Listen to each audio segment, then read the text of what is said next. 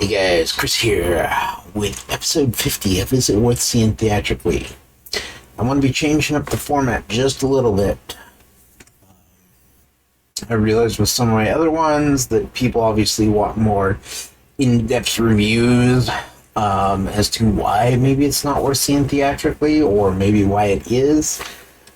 So with this one, House on Eden, which is a found footage movie, it's an hour and 17 minutes long. It's got three people I've never heard of.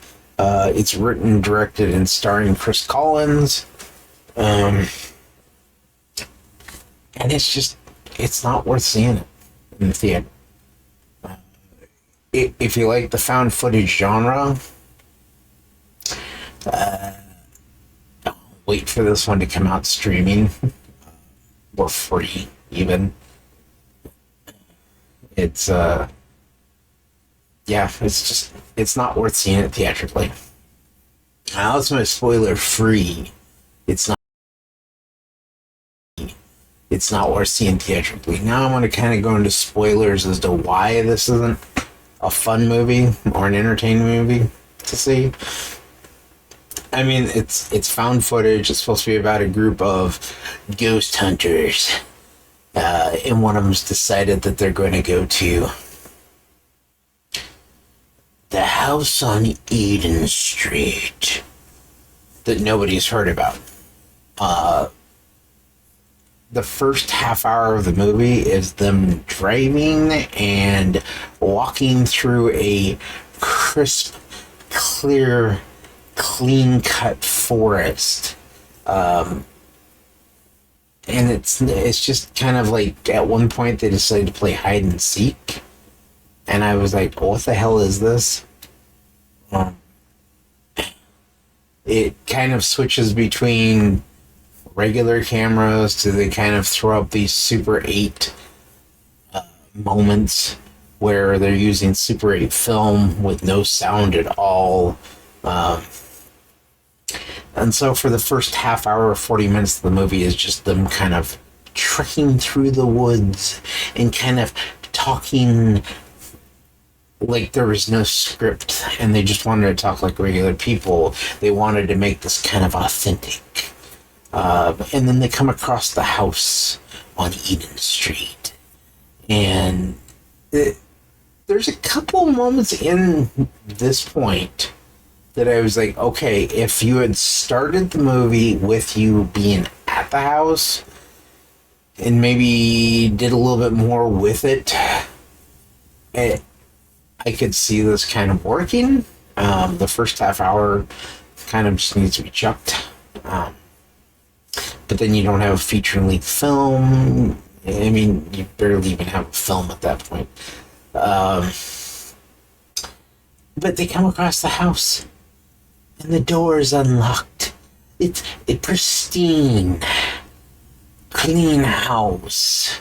This house looks more immaculate than my own house. Just for a house that's supposed to be abandoned. Nobody lives here. And the reasoning why nobody lives there is because there's no electricity and no running water. Has nothing to do with the fact that maybe somebody forgot to pay their bill.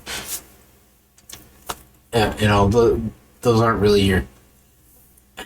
And then, of course, they go into the house. And they kind of start devolving into this. We've got to argue with each other. And they're looking at, in the house, and they come across a door with writing across the top that says Lilith.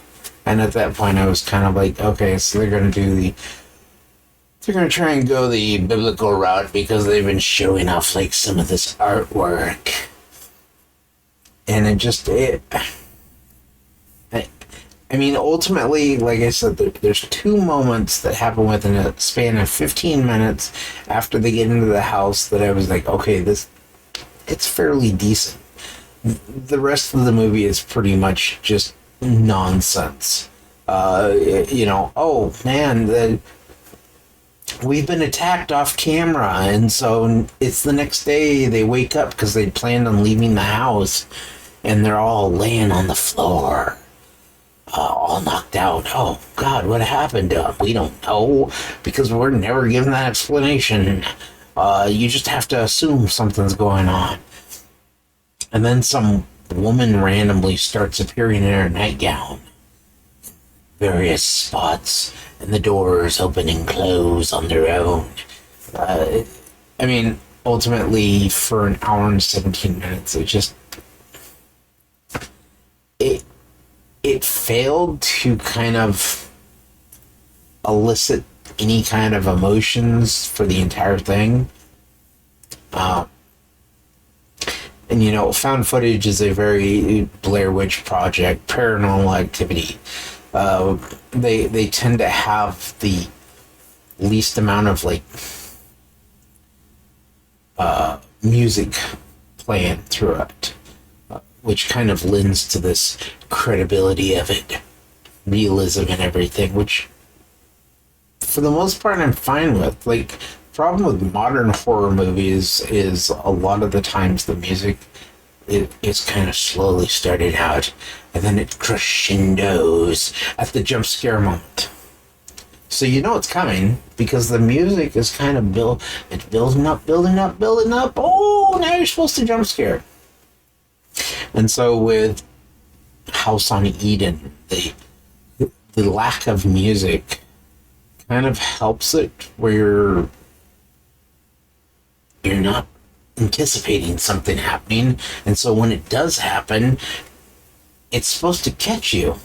The problem is, because there's so little going on throughout the scenes and the movie and everything, you're kind of anticipating something to happen, which is where it just kind of brings it down and makes it less interesting. So, for what it's worth, if you've seen it, leave a comment down below. Let me know what you thought about it. I wouldn't recommend this one for, I mean, even viewing wise, it's kind of hard to say, yeah, you should watch this one. Free? But at home, at least you can skip through it and you can kind of see if there's something that catches your attention. But I will catch you guys in the next one. Bye bye.